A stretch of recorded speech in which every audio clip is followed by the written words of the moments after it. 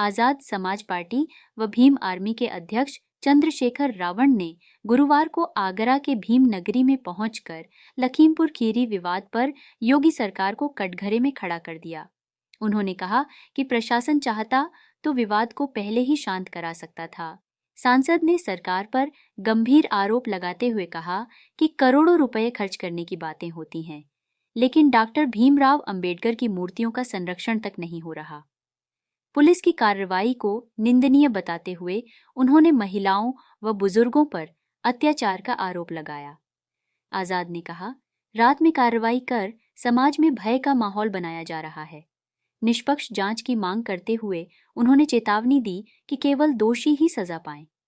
नोएडा मजदूर आंदोलन पर बोलते हुए कहा कि मजदूर मजबूरी में सड़कों पर उतरे, जबकि हजारों की गिरफ्तारी अन्यायपूर्ण है। महिलाओं पर पुलिस की मारपीट पर सरकार की नीतियों पर सवाल उठाए। लखनऊ आगजनी पीड़ितों के लिए मुआवजा व पुनर्वास की मांग की। शोभा यात्रा विवाद पर कहा कि युवाओं ने जानबूझकर किसी की भावना आहत नहीं की। जातिगत आधार पर कार्रवाई हुई तो आंदोलन तेज होगा। आगरा में आए सांसद क्या है? अमित भाई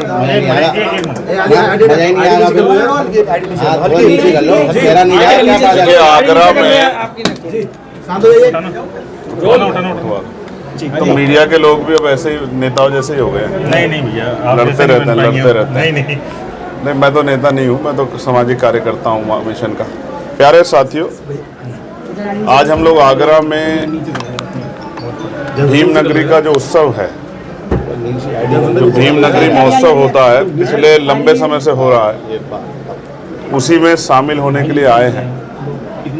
और मैं धन्यवाद दूंगा हमारी केंद्रीय कमेटी और क्षेत्रीय कमेटी को कि उन्होंने आज अपने कार्यक्रम में मुझे मुख्य अतिथि के तौर पर बुलाया है। हमें हमारी पार्टी, हमारे संगठन को सम्मान दिया है। तो उस कार्यक्रम में हम लोग शामिल होंगे और ये बड़ा गौरव का पल है कि बाबा साहब अम्बेडकर जिन सपनों, संकल्पों, विचारों को, संघर्षों को आगे बढ़ाते हुए इस देश को संविधान देके गए, उसी संविधान को मानने वाले, उनके विचारधारा पर चलने वाले लोग, जिसमें प्रमुखतः पूरे भारत में आज़ाद समाज पार्टी काम कर रही है, उन लोगों ने जो संघर्ष किया है उसकी वजह से बड़ा प्रेम जो है हर तबके का आज़ाद समाज पार्टी को मिल रहा है। आज उत्तर प्रदेश खीरी में हिंसा हुई, जिस तरह से लखीमपुर खीरी में एक विवाद जो लंबे समय से चल रहा है, उस विवाद को अगर शासन प्रशासन चाहता तो संभाल सकता था। एक तरफ सरकार 403 करोड़ रुपए देने की बात कर रही है मूर्तियों की छत्र बनवाने के लिए। मैं मुख्यमंत्री से आग्रह करूंगा वो छत्र बनवाए ना बनवाए, लेकिन जो बाबा साहब अम्बेडकर की मूर्तियाँ या और अन्य महापुरुषों की मूर्तियाँ हैं उनको संरक्षित करा दे, तो हम मानेंगे कि उनके मन में बाबा साहब के प्रति जरा सी भी श्रद्धा है। उस विषय में पुलिस के द्वारा जो कार्रवाई की गई वो बहुत निंदनीय है। लोगों को मारपीट की जा रही, कई लोगों को, बुजुर्गों को, महिलाओं को चोट लगी। रात के अंधेरे में पुलिस जो कार्रवाई कर रही है उससे भय का माहौल व्यापित है। मैं हिंसा का समर्थक नहीं, मैं कहता हूं कि वीडियो में जांच हो, जिसने अपराध किया उसको सजा मिले, लेकिन इस सिर्फ जाति के आधार पर या अम्बेडकरवादी होने के आधार पर किसी को सजा न मिले। अगर ऐसा होगा तो फिर वहीं लखीमपुर खीरी में आंदोलन होगा। इस बात की मैं जानकारी आपके माध्यम से देता हूँ। दूसरा, नोएडा में जो मजदूरों का आंदोलन हुआ, आपने और मैंने देखा, मजदूर मजबूर होकर सड़कों पे आया क्योंकि उनसे वादा हुआ था वेतन वृद्धि का, वो नहीं हुआ। और फिर अब जो कार्रवाई हो रही है, 300 400 लोगों को बंद किया गया, उनके माँ बाप बिलख रहे हैं वहाँ। कोई बिहार का रहने वाला है, पैसे कमा के अपने परिवार को भेजता है, वो उसका पूरा जीवन, उसका घर सब बर्बाद हो रहा है क्योंकि उसको पता ही नहीं, उन परिवार को तो पता है कि वो आदमी वहाँ कमाने गया, लेकिन पता ही नहीं कि वो जेल चला गया है।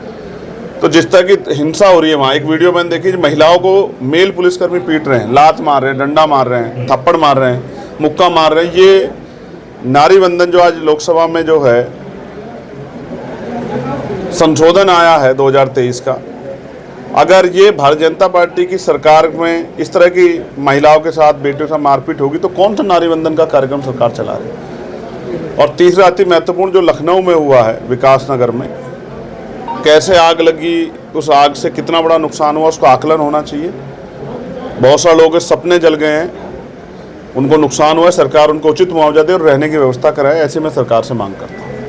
एक एक करके अपने प्रश्न। आगरा में ब्राह्मण समाज में आक्रोश है, अभी रैली निकाली गई थी उसको लेकर के और मांग थी कि इनके खिलाफ कार्रवाई की जाए, जिसको लेकर के लगातार पुलिस ने मुकदमा भी दर्ज किया है, उस पर क्या कहना चाहते हैं? देखिए, सरकार है, पुलिस मजबूरी में मुकदमा दर्ज कर लेगी, लेकिन आप ये जानते हैं और मैं भी जानता हूँ कि कोई भी ऐसा अनैतिक कृत्य नहीं हुआ है जिस पर मुकदमे दर्ज हों। बाबा साहब की शोभा यात्रा निकल रही थी, कुछ नौजवान जोश में आके वहाँ चढ़ गए, कोई ऐसा अपमान नहीं किया है।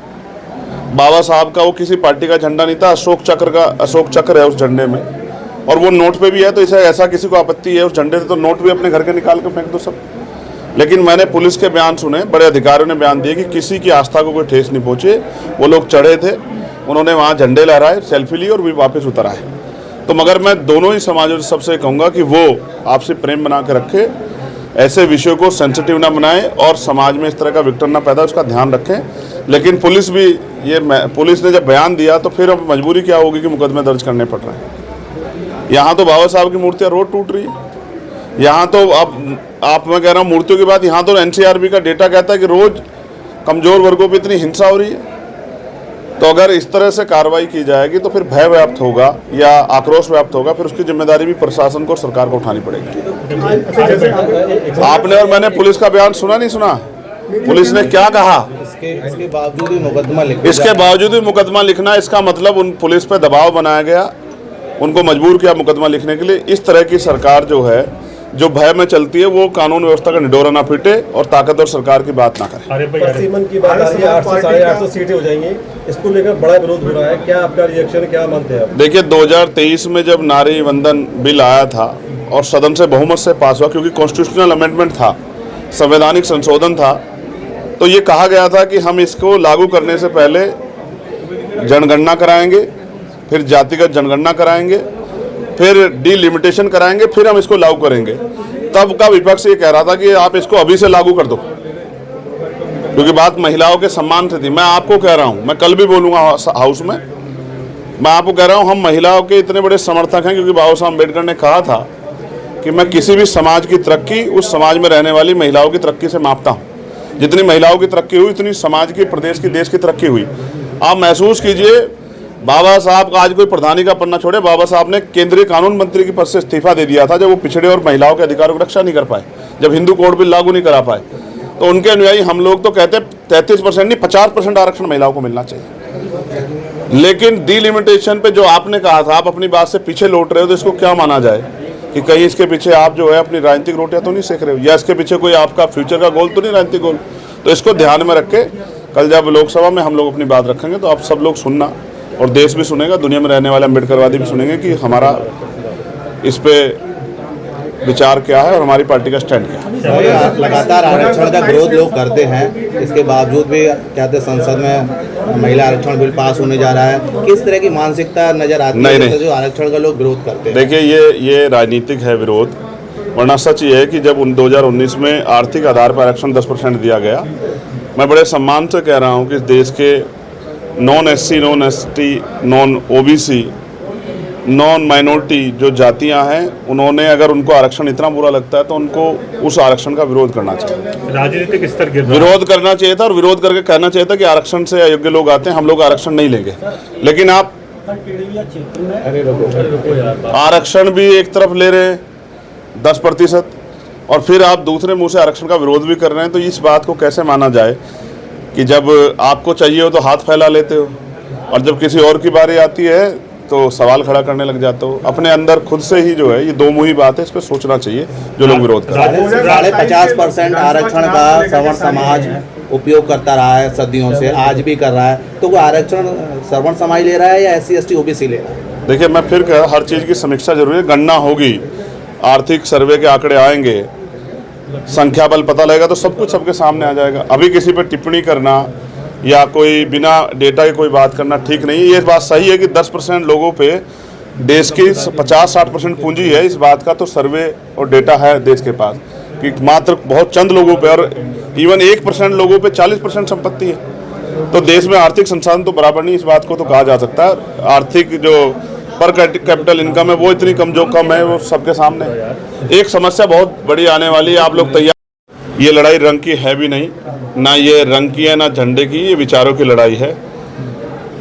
उनके कर्मों से, जिसने भी ये झंडा या रंग पहना है, उनके कर्मों से आप देख लो क्या वो बाबा साहब के विचारों पे सही चल रहे हैं, या सिर्फ चुनावी समय में बाबा साहब के अपनाए हुए रंग या झंडे को या साफे को पहन के वोट ठगने काम करे। जनता समझदार है, आपसे मुझसे ज़्यादा समझदार है जनता। अपने प्रेस कॉन्फ्रेंस में नीले रंग को अपना रंग बताया। नीला रंग समानता का रंग है, और बहन जी हो या हम हो या कोई भी हो जो समानता को मानता है वो इसी बात कहेगा कि हमारा ही रंग है। धन्यवाद।